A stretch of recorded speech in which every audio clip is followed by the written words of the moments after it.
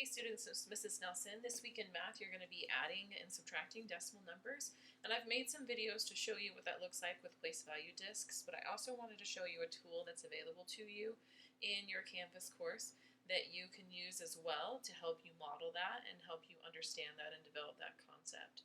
So in our math class you're going to click on the word modules, and at the top of the modules page is this module that's called Accommodations and Accessibility. So these tools are here to help you be more successful in math, and the one we're going to look at today is called Counters and Number Frames. So I'm going to click that, open, and then this shows you a preview so you can see, oh yes, that is the tool that I want. Then I'm going to click on Counters and Number Frames and open this up. And for example, you're going to have a problem, something like this week. So I'm going to write one real quick. So like 82 hundredths plus 2 tenths. So you're going to be solving that and modeling that this week so that you can see why it is that particular value. So over here you have a 10 frame option that you can choose different sizes. So when you click on this, you can make your own size if you want to.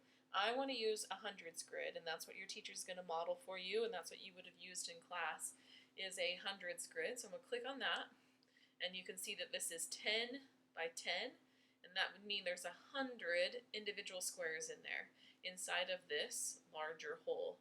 Well, I want to show 82 hundredths plus 2 tenths, so I'm going to use these number chips. If I click this and drag it over, that brings over 1 at a time.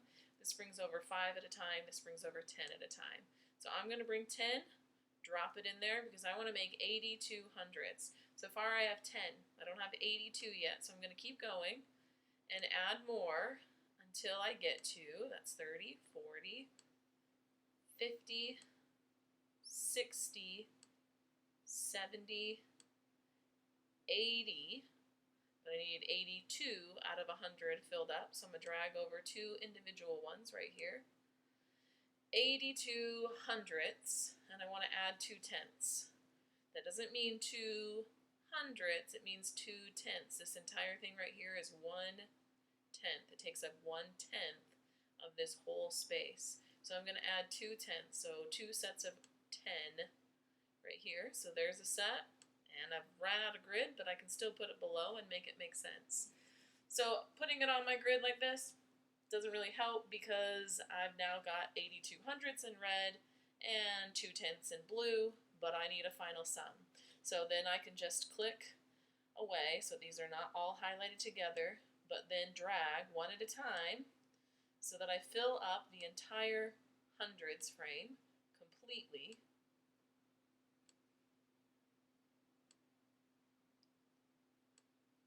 When you do that, you can see I have the entire thing filled up. That's one whole hundreds grid that's filled up.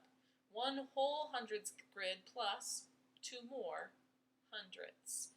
So when I add those together, I would get 1 and 2 hundredths. And that is represented here. So if you need to use representations to help you solve this week, then please do. Just know that this is one of the tools that's available to you. Again, it's at the top of the modules page, and it's called Counters and Number Frames.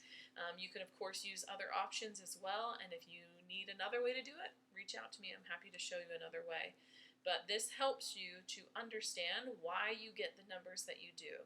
Do you always have to do it this way? No, but it's to help you build that concept so you know why it is you do the things that you do. Thanks for watching.